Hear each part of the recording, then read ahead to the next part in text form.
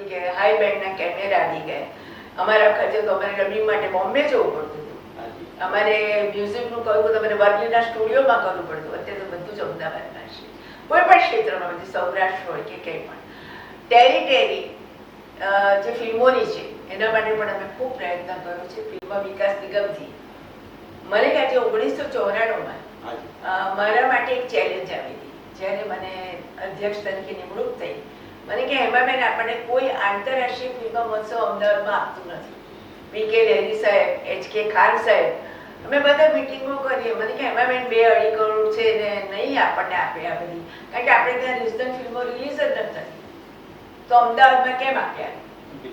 સાહેબ મને તમે જો થોડી તક આપો, ભલે એઝ હું ડિરેક્ટર છું, પણ તમે મને તક આપો તો હું દિલ્હી જોઈને અજીત પાંજે સાથે વાત કરું. મેં હિંમત કરી. ગિરજાબેન વ્યાસ એ બધા આપણે સાંસ્કૃતિકમાં હતા દિલ્હીમાં, એમની મદદથી મેં સેન્ટરમાં મુલાકાત કરી. મારી સાથે પી.કે. લહેરી સાહેબ, એચ.કે. ખાન સાહેબ પણ આવેલા અને સુંદર રજૂઆતથી એ વાત એમના ગળે ઉતરી અને 110 હિન્દીના કલાકારોને મેં અમદાવાદની સ્ટેજ ઉપર ઉતાર્યા અને બધી જ ફિલ્મો અને એની અમે રિલીઝ કર્યું ડ્રાઇવિંગ સિનેમામાં. એ વખતે થોડી રાજકીય ચળવળ ચાલતી હતી, બહાર કંઈક વિરોધ પણ થયા, જે પણ થયું, પણ અમારો ફેસ્ટિવલ બહુ સક્સેસફુલ અને સલમાન ખાનથી લઈ અને જીપી સુધીના બધા જ કલાકારોએ હાજરી આપી. એમાં એક બહુ મોટો પ્રશ્ન મારે આવી ગયો. તમને કહું, હરીશ ભીમાણી આવવાના હતા અને એમને ઓચિંતો કોઈ ગળાનો પ્રોબ્લેમ કંઈક થયો એટલે એમનો મેસેજ આવ્યો મારાથી અમદાવાદમાં નહીં થાય એમ કરે. એટલે થોડાક અમે મૂંઝાયા, કારણ કે હિન્દી ફિલ્મોના આટલા બધા કલાકારોના અંગત જીવનને આપણે ન ઓળખતા હોઈએ. એટલે મેં કીધું કે આ સગું કરીશું શું? પછી શત્રુઘ્ન સિંહ અમે લોકો બેઠા, મકસદ આજે તમારે આ બધું સંભાળવું પડશે, તમે આ બધાનો પરિચય પણ તમે એન્કરિંગ કરો. મને કે દોસ્ત યાર પહેલેથી કેવું જોઈએ ને, મૂંઝાય છે. એટલે એટલા બધા ડાઉન ટુ અર્થ કે મને એમની સાથે વાત કરવાની ખૂબ મજા આવી. અને આખો મારો 2.5 કલાકનો પ્રોગ્રામ શત્રુઘ્ન સિંહે હેન્ડલ કર્યો. કમલેશ આવાસથી શરૂઆતના ગીતો ગાયા, હું મીનાક્ષીબેન ઠાકોર, પી.કે. લહેરી સાહેબ, એ 4 કલાક અમે કેવી રીતે પસાર કર્યા છે અમારું મન જાણે છે. પણ આટલા બધા કલાકારોને એક સાથે સાચવવા, અમદાવાદમાં ઉતારવા, અમે મસ્ત મજાની ખીચડી, કઢી, બાજરાના રોટલા જમાડે, એ પણ પ્રેમથી જમે. અને બીજે દિવસે એ લોકોએ બહુ જ પ્રેમથી એમને અમે નાળિયેર 4 લાખથી હું સન્માન કર્યું. અમદાવાદના આપણે જે જંતરના મજુ મળે છે ને એ અમે ગિફ્ટમાં આપેલા. એટલે બહુ જ ખુશ થઈ ગયા. અને પાઘડી તો ગુજરાતની એક સરસ ભારતીય વસ્તુને પણ અમે પ્રતિક રૂપે આપી અને ખૂબ સારું કામ થયું. ને મને એવો ગર્વ પણ છે કે મારી હાજરી જ્યાં હું હતી ત્યાં મને જે તક મળી એ કામ મેં કર્યું છે. બીજી વાત, રાજકોટની અંદર 7 દિવસોનો શાર્ક મહોત્સવ કર્યો.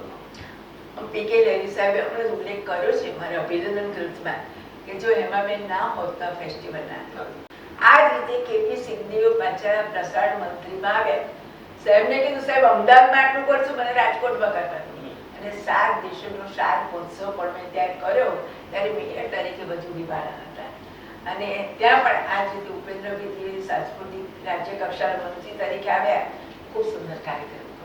એટલે મને કોને ખબર, જ્યાં જ્યાં ઈશ્વરી તક તમે ગણો કંઈ પણ, મને સામે તક મળી છે આ કામ કરવાની. અને બહુ જ પ્રેમથી મેં ચેલેન્જ સ્વીકારી છે કે તમે કંઈ પણ મને કહો એટલે એની પાછળ મારી ગળમથલ ચાલતી મગજની કે આને મારે ક્યાં રસ્તો કાઢવો ને કેમ કરવો.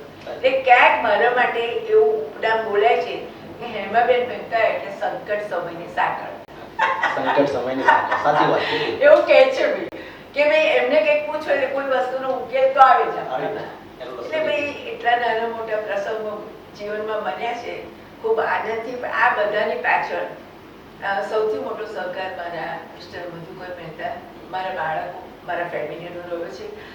ઘણી વાર એવું છે કે દીકરી સાસરે કે છે ને બધું કે પિયરમાં ઉછરેલી બેલ હોય એ સાસરે આવીને સુકાઈ જાય. મારે એવું છે કે મારી બેલને એટલું બધું પાણી પ્રવાહી ગયું કે આજે હું વટવૃક્ષ થઈ એમ હું માનું છું. અને આજે ઘણા કલાકારોને હું પ્રોત્સાહન આપું છું. જે નવા નવા કલાકારો આવે છે એમને કહું પણ છું કે આમાં ઘર-બાર છોડવાની જરૂર નથી, ઘરમાં રહીને પણ પ્રવૃત્તિ કરો, તમે તમારું નામ કમાઈ શકો છો. હેમા મહેતા એક ઉમદા અભિનેત્રી.